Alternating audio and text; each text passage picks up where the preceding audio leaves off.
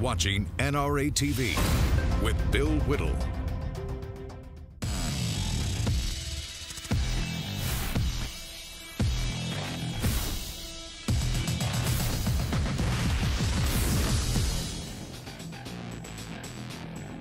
I love my country. I've always loved my country, but I didn't know my country. And I get out and I go everywhere I can. But I met my country this weekend, the last 3 days. I met them in every color, every shape, and every race. They are so grateful. They are so courageous. They're amazing. And I want our country to come together.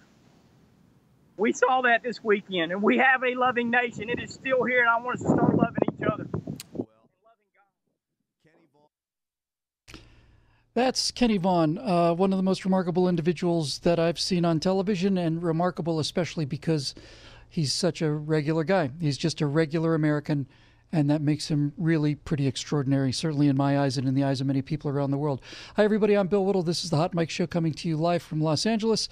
And today we're going to be talking about the attempts, the rescue attempts, the recovery attempts in Houston. But mostly we want to concentrate on the positive, because the events in Houston have been terrible, but they have also shown us that the fundamental core of this country, the moral core, the just sort of the foundation, is still intact. And that's something we need to remind ourselves every day, because we hear so much negativity and we cover it on this show. But it's good to know every now and then, when we really strip the paint off and you get down to the bare metal, that this country is still very sound, and it's sound because of people like Kenny Vaughn, and we'll be talking to him in just a few moments. Now, I'm going to get just the negative part of the show out of the way very quickly. It's very brief. But as usual, the mainstream media has been trying to hang this around Donald Trump's neck in some way or another. You may remember yesterday that the big complaint was that Melania Trump went from the White House to the helicopter in black high heel shoes. The press apparently having nothing else to complain about. I have a feeling that Melania Trump and Donald Trump are smart enough to know that you can, change shoes on an airplane. So there was that. Today, the criticism is that President Trump is being insufficiently compassionate. And what they're really trying to say about that is, when he's showing insufficient compassion, they mean that he's not showing us that he cares as much as he should. Now, of course, the master of this and the person who started this entire sort of emotional, clam bake was Bill Clinton. He was legendary for, "I feel your pain." Well, Mr. President, that's nice and everything. I don't need you to feel my pain, to be honest with you. That's what I have my mom for. What I want from a president is I want somebody to stop the pain. I want somebody who's going to get out there and do what they need to do in order to stop the pain. I'm not much interested in you feeling the pain. And so the mainstream media, again, is trying to say, well, President Trump should have been more compassionate. What does that mean? What does it mean? Would they feel happier if he were to stand there and cry, and the governor cry, and the police chiefs all cry, and everybody cried? Would that make it a better situation? Or would you rather have people who are out there trying to get things done and try to get people saved and back on their feet? Enough of the negativity for today. Today's a real positive show, and it's one we really, really do need to hear. Listen, the disaster at Houston is an enormous catastrophe. It may be one of the 3 biggest natural catastrophes in the history of this country. It is a gigantic, gigantic mess, and it covers a very wide area and affects a lot of people. But the situation in Houston has also served a very positive purpose, and what it's done is it's served to remind us of who we really are as people and as a nation when the chips are down. Anybody can argue and complain and, sort of whine about things when things are good, and things are good in this country pretty much all the time. But when things go south, interesting choice of words there, actually. When things go south, we get a chance to see what we're really made of. Sometimes in cities we see riots, and sometimes other places we see riots and disturbances. Sometimes we see heroism in the city, sometimes we see heroism in the country, and that's what we get to find out, what we're really made of. So before we bring in the really remarkable Kenny Vaughn, I would first like to just point out the incredible work that the first responders have been doing. The people who do this job for a living have enormous personal, physical courage. So there's that. I mean, it's just their job full-time is to go into very dangerous places and help people who can't get out of very dangerous places. So there's the the physical courage. And by the way, it makes me proud to live in a country where they not only have these kind of personnel and this kind of courage, but they also have this kind of training, and they have this kind of equipment. This is a well-equipped country. It's a rich country, and it is exactly, in my opinion, this is what the government should be doing. This is why we have a government, to get people in there with helicopters and supplies and so on and help people in need. That's what the government's for, not so much to tell me, you know, what insurance I have to buy or whether or not I need to wear a safety helmet in my shower. You know, that's not really what the government's about. This is what the government's about. And these guys, these first responders, are absolutely fantastic. We can't say enough about them. They've earned and have long ago earned my personal respect. They've had it my entire life. And I know for most of you, you feel the same way. I'm sure all of you feel the same way. But I couldn't start talking about Houston without a tip of the hat to these remarkable professionals. There's one more thing about these first responders, these professionals who do this.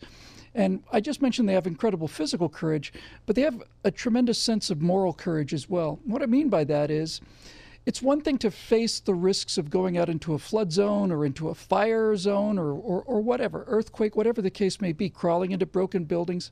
It takes physical courage.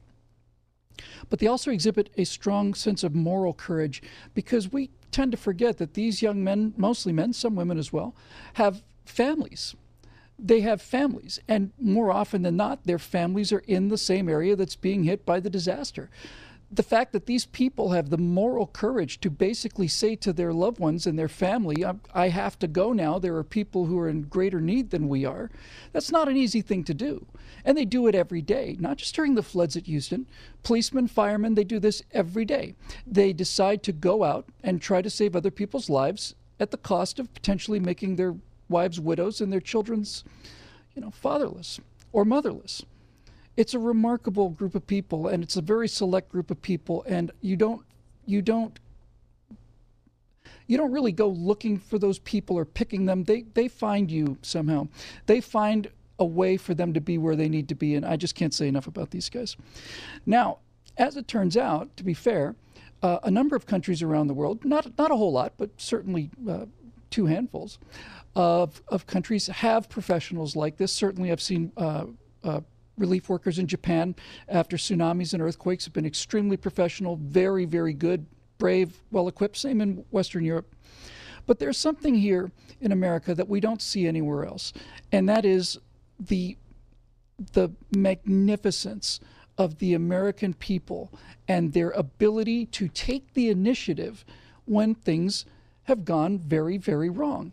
It's not just that they're willing to help, it's that they're willing to take the initiative to help. Again, that's a kind of a moral courage that you don't find very, very much of anywhere else in the world. So that's what we want to talk about today. We want to talk about the power of the American citizen when the chips are down. And as I said, we've got a tremendous guest today. So let's roll just a couple of minutes of what Kenny Vaughn is doing down there and the kind of person that he really is. That's Cliff Palermo's house. Cliff Johnson's house. I help. They're going through hell. And I expected panic. I expected a lot of stuff. But that's not what I found. I mean, these people are courageous, man. They're awesome. I love them. They love us. They got their kids in life jackets and floaties. We're loading them 18, 20 at a time in our boat. There's guys around us. Their boats are breaking down. They're walking them in and out. There's an army of civilian volunteers down there that are getting it done. They're the ones that are getting it done. And the law enforcement, they're doing all they can. But it's the civilians that got the boats, that got the equipment, that got trucks that, you know, are 10, 12 inches of lift on them that can drive in and out. And these guys are tearing up their vehicles, tearing up their boats. It don't matter. It don't matter, man. We're getting the people out. Here's the thing. Tonight, we may get another 12 inches of rain. And if we do, y'all, you know, this is going to Pine Island Bio. You know, you may not make it in that attic. I mean, there's just no reason to stay when we get you to the church.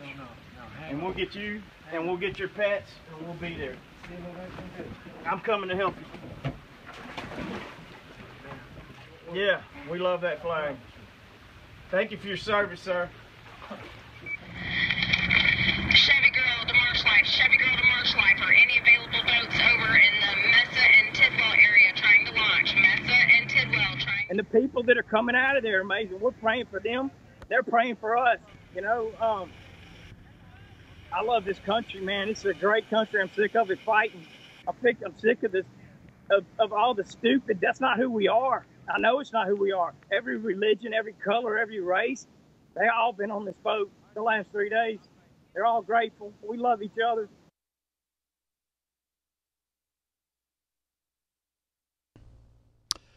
Ladies and gentlemen, it is a great honor for me to have Kenny Vaughn here. As I said before, who's remarkable for the fact that he's really quite an unremarkable guy in terms of being a professional. He's not a professional rescuer.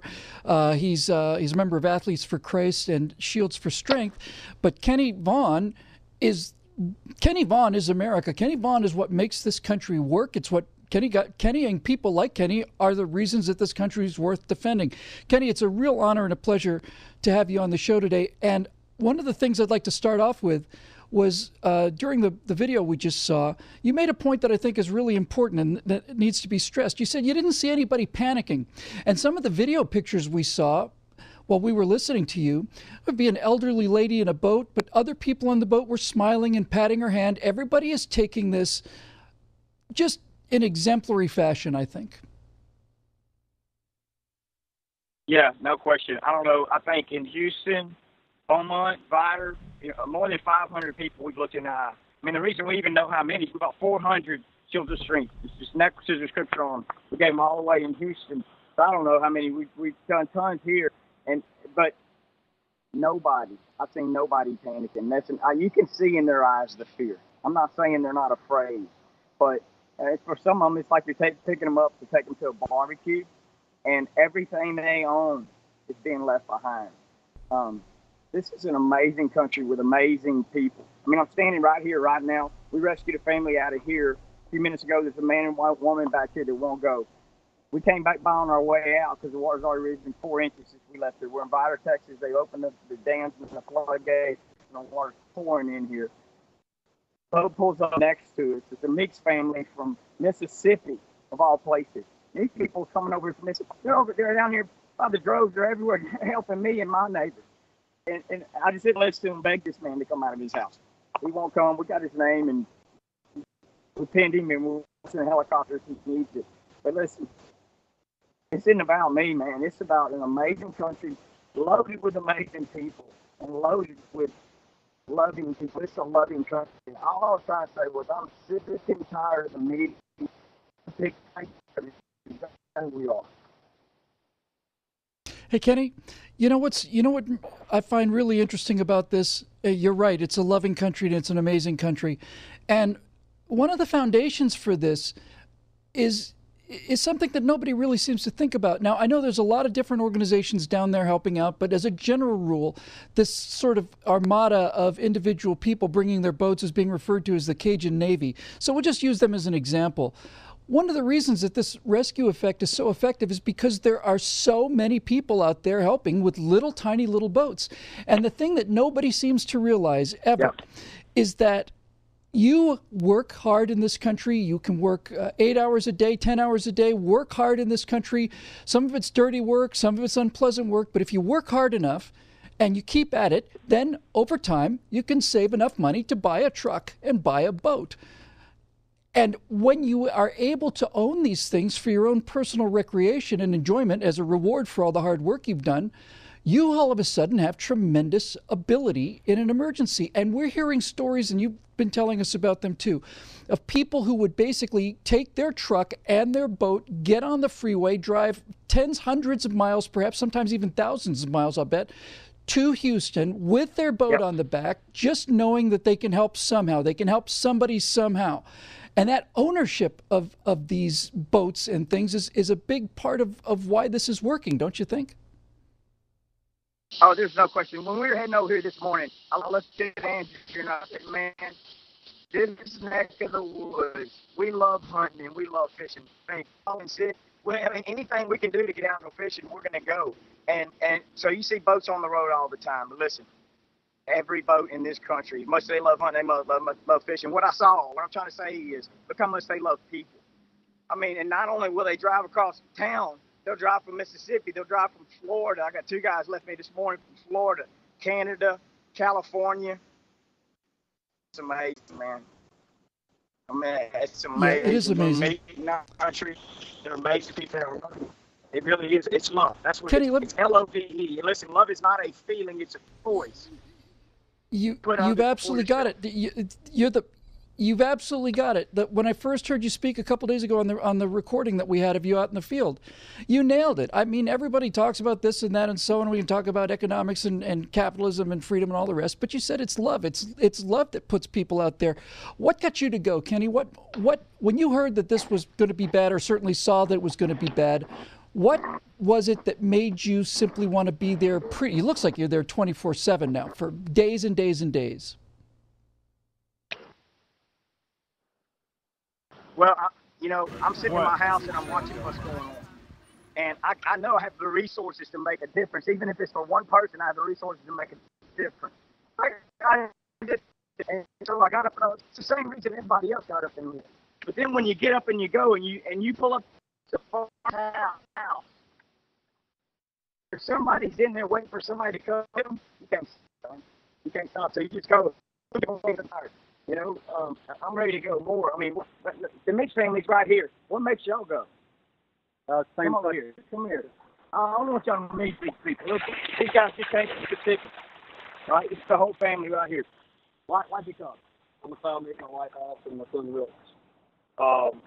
We came because we wanted to help people, and we sensed the need as well. I woke up after watching it on the news one morning about 4 days ago, and just had the urge, I'd love to take my boat and go over there and help these people.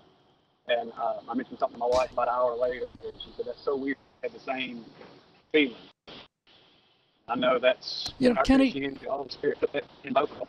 We packed up and headed out the next morning. And my son's in the 8th grade, and he had a football game this week and a lot of schoolwork to do. But we felt like it was more important for him to see the act of actually going to help people in a selfless way and drive 10 hours to go help people. And I felt like that'd be a much better education than he could ever get from a week at school. There you go. There you go. Yeah. That's why. It's because we love Jesus, because we love people, and because we love our country. That's what gets us up and makes us go. And listen, if you ever get up and go and you ever love on someone else, it'll fill you up inside out like nothing else ever. That's what I was trying to say. Listen, we've all been hurt. But being loved, when you're hurt, all you want is everybody to love you, want everybody to care of you. And that's great if they will. But that won't fix you, because that defines them. What'll fix you, what'll fix your hurt is loving other people. Loving God and loving other people. And once you taste it and you get filled on the inside, man, let's go. It's time to go. Kenny, what's the best thing you saw down there during the last several days? There's so many. I'm gonna give you one right now. We pulled up to a house yesterday. Me and Andrew are going down the highway, probably 2,000 feet off the road. There's a trailer, and I can't see. There's a house, but the house is flooded, and there's like a mobile home next to the trailer, not a travel trailer. But it's pointed towards us, so all the doors and windows weren't facing the road. And all the houses are on the other side of the road. It's just like an open field. Andrew happened to be looking over there, and he goes, King, I think I saw something over there. So I said, hey, man, let's go look. We turn around, we chuck around, we go up in there. We get there. There's an 8-year-old boy with his mom and his daughter in there. He rigged up a broomstick, got a white T-shirt on the end of it, and he was sticking as far as he could and waving because he knew nobody could see him from the deal. Andrew saw the flag. We go in there, we get them in the boat, man. I know they were scared. They were smiling. They were so happy. The mom had some stuff she needed out of the house. But she realized the power was on. Andrew was going in to get the stuff out of the house. The mom said, no, sir, you're not going in my house. If anybody's going to die in my house, it's going to be me, not you. I mean, we had to drag her back in the boat. Andrew went in the house, got her stuff. I'm just saying, that's our country. I've seen it over and over. The Meeks have seen it. We've all seen it. And there's just unlimited stories, man. It's just amazing. This is a loving country. It's built on love. Love will sustain it. And the only thing that can tear it down is fear and selfishness. That's it. That's the only thing. We just got to get back to loving. All I'm saying to the media, please stop instilling fear. Please stop enticing people and trying to just find anything you can. I love our president. I love our country. I love everybody in it. And it's time we all start loving. We met our country this weekend, and we're grateful for it. Yeah, and we're grateful for it, too. We're grateful to see the other people that are down there, and we're grateful for the fact that you thought you might save one life, and you did, and you probably saved a bunch more, too. Kenny, stick with us for just a couple minutes. We're going to take a quick break, and when I come back, I want to talk just a little bit with you about that divisiveness that you just mentioned that seems to be everywhere. So this is the Hot Mic Show. I'm Bill Whittle on NRATV. We'll be right back.